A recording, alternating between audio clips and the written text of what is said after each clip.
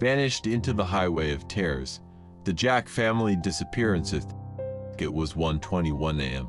on the still night of August 2, 1989, when four people stepped out into the darkness, not onto a road they knew, not toward friends or family, but into the open door of a stranger's dark-colored pickup truck, headlights cutting twin paths through the quiet residential street of Strathcona Avenue, in Prince George, British Columbia.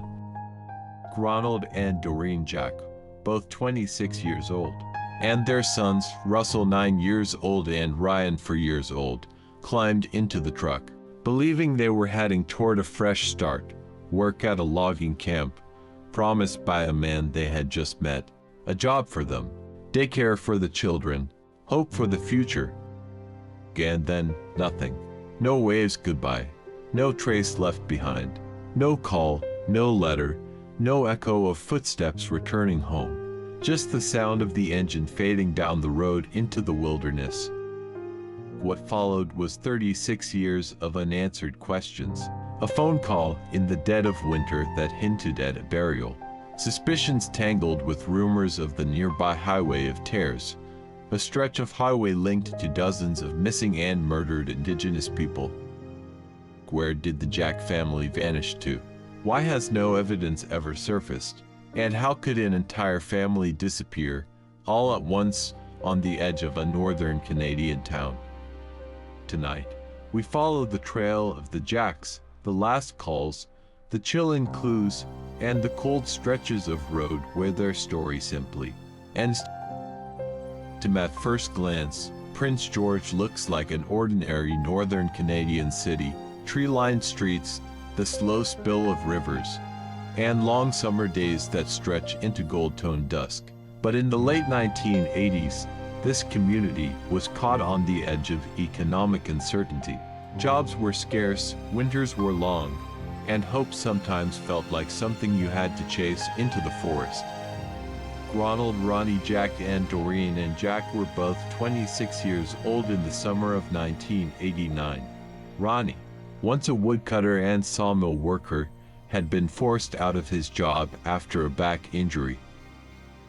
Doreen had known hardship almost her entire life, including a childhood marked by abandonment and life in a residential school system that stripped Indigenous children of their home and culture. They were members of the Cheslaw Carrier Nation, tied to traditions of family, land, and community.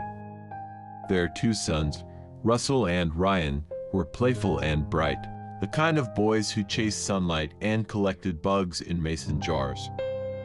The Jacks were not wealthy, not famous, not headline figures, just a family like any other, parents trying to give their children a good life in a part of the world where opportunities were hard to come by. In Prince George at that time, many people lived close to the line between stability and uncertainty. Jobs in forestry, logging, and milling were a lifeline, and rumors of work spread by word of mouth in bars, in pubs, near dusty bulletin boards. That's how Ronnie found himself at the First Leader pub, just 4 blocks from the family's home. On the warm evening of August 1, 1989, he was still unemployed, still searching for ways to support his family. He accepted a friendly offer, a stranger's offer, of work near Klukel's Lake, about 40 kilometers west of Prince George along Highway 16, a logging camp. He was told, with jobs for both him and Doreen, and a place where the boys could be looked after during the day. That highway, a ribbon of pavement that cuts through forests, rivers, small settlements, and unmarked pull-offs, would later be dubbed the Highway of Terrors, a route where far too many Indigenous women and families disappeared without explanation. But in the summer of 1989, Ronnie and Doreen were simply hoping for a new beginning. They had no idea how suddenly their ordinary lives would be swallowed by mystery. It was late, well past midnight, when the offer was made. Strangers in small towns often exchange niceties in bars, but this offer was different, specific, persistent, almost rehearsed. The man who approached Ronnie was described by two witnesses as a white male in his late 30s or early 40s, tall between 6 feet and 6 feet 6 in, with reddish-brown hair, a full beard, and wearing a ball cap, faded jeans, a red checkered shirt, and an old jacket with fringed boots. Polls on social media would later identify this description as hauntingly vivid, yet with no name attached. He spoke casually about work, not vaguely. He named the camp, the lake, even described a supposed daycare for kids. It was as if he'd rehearsed the details. Ronnie called his brother first, just before midnight, to say he thought he had found something that might change their fortunes. A short job, he said. 2 weeks tops. Then he called his mother up in Burns Lake. He promised they'd be back before school started. But something in his voice gave his mother pause.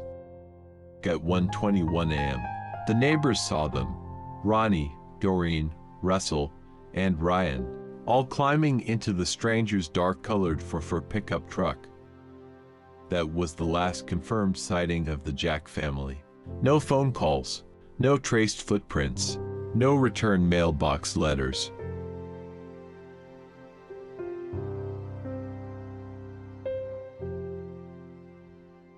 And Ronnie's mother finally reported the family missing in late August 1989. Police stepped in. At first, investigators combed through the home. Nothing was amiss. Their beds untouched. Their records where they had always been. Detectives interviewed friends, coworkers, neighbors, anyone who might have seen the Jacks before they vanished. Most described a loving family worn thin by financial stress. Not a family planning to disappear into the night without a trace. The man from the pub became the sighting that dominated the early investigation. His description was clear, unnervingly so, but no confirmed identity ever surfaced. Sketches were made, questions were asked, but no one ever came forward with a name. The RCMP, the Royal Canadian Mounted Police, took the lead.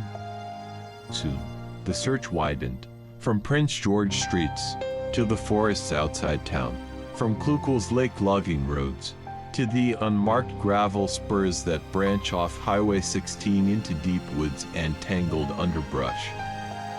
Yet every search returned the same thing. Emptiness.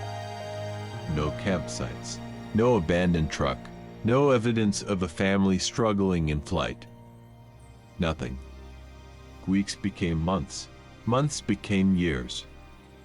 The false lead, a chilling phone call, perhaps the most haunting moment in the investigation, came 7 years later. On a cold morning in January 1996, at 8:33 a.m., the Vanderhoof RCMP station received an anonymous call.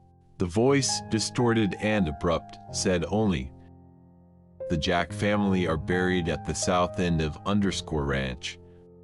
Then the caller hung up. The call lasted 10 seconds, but it offered investigators a chill that lasted decades. Police traced the call to a residence in a small hamlet, but when officers arrived, they found a house party in progress. Everyone claimed not to know who made the call or why. No ranch was ever identified. No bodies were ever found. No explanation was ever provided. That call became a dead end, one of many. Tracing the clues, roads not taken. Over the years, hundreds of interviews were conducted. Thousands of documents filled binders labeled Jack family disappearance. Some investigators wondered if the case was connected to the string of disappearances that plague Highway 16, the stretch of road known as the Highway of Tears, where an alarming number of Indigenous women and families went missing over decades. Statistically, Indigenous families were disproportionately represented in vanished without trace cases along this highway, a grim pattern that made the Jack disappearance feel like part of something far larger. But unlike some cases involving solitary travelers, hitchhikers, or lone women, the Jacks vanished together, as an intact family. No witness reported seeing them on Highway 16 after they left Prince George. No phone calls, no sightings, no distant friends reported their presence elsewhere. Investigators employed ground-penetrating radar searches on properties south of Vanderhoof, including First Nations lands. Nothing conclusive was found. Face age progression photos released to show what the family might look like today. These images stirred public interest, but yielded no leads. Every thread pulled seemed to vanish into the same quiet forest. So where does the case stand now? After more than 35 years, the Jack family's disappearance remains unsolved. No forensic breakthrough, no conviction, no confirmation of what happened after 1:21 a.m. on August 2, 1989. The RCMP continued to list the case as open, a chapter without an ending. They still urge anyone with information to come forward. Theories that linger. 1. False job offer. Some investigators believe the stranger at the pub may have lured the Jacks with a fabricated offer. But who was he? And what happened next? No identity. No criminal record linked him to known suspects. The loneliness of rural northern BC made it difficult to trace someone who vanished as quietly as they arrived. 2. Highway of Tears connection. While not officially classified on the RCMP's EPANA list, many advocates believe the disappearance fits the larger pattern of Indigenous families and women disappearing along Highway 16. Theories range from opportunistic crime to organized predatory behavior in isolated areas. But no decisive proof has ever emerged to link the Jack family's disappearance to any known criminal network. 3. Buried clues and the anonymous tip. The cryptic phone call from 1996, that chilling whisper of a ranch burial, remains one of the most enduring mysteries. Was it truth, or a cruel hoax? Without additional details, that tip fizzled out, leaving investigators with nothing to verify. In the forests of northern British Columbia, the silence carries. It settles into the shoulder of Highway 16, into the dark reaches of logging roads, into the hearts of families left without answers. The Jack story isn't one of gruesome detail or of sensational headlines. It's the quiet horror of everyday life disrupted, a family that walked out into the night expecting work and never returned.